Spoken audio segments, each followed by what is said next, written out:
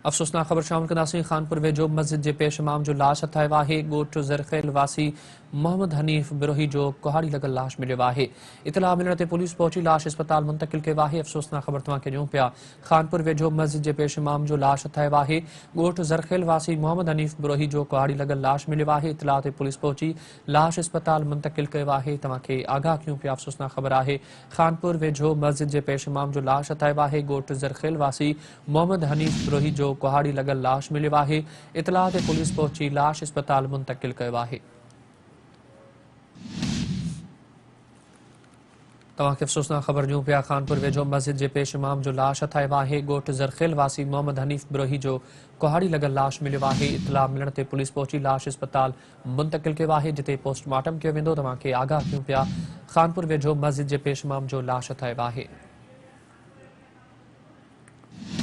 ॻोठ ज़रखेल वासी मोहम्मद हनीफ़ बिरोही जो कुहाड़ी लॻल लाश मिलियो आहे। इतला मिलण ते पुलिस पहुची लाश अस्पताल मुंतकिल कयो आहे।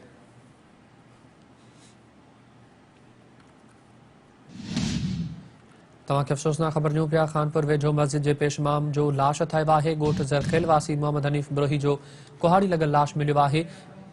तफ़सील मालूम कंदासीं। ज़ुबैर अबड़ो लाइन ते मौजूदु आहे। ज़ुबैर, खानपुर वेझो मस्जिद जे पेश इमाम जो लाश हथायो आहे, छा मामिलो आहे?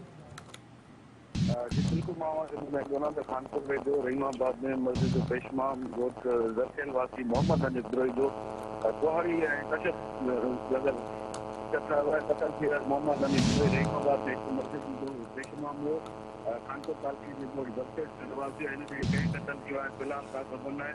असांखे इतला मिलियो आहे त नामालूम शख़्स जो लॻल लाश पियल आहे। वाक़िआ जी हर परदे खां जानकारी था मिलनि जो उन्हनि खे जन वाक़िफ़ थियण पुलिस जे तरफ़ आहे।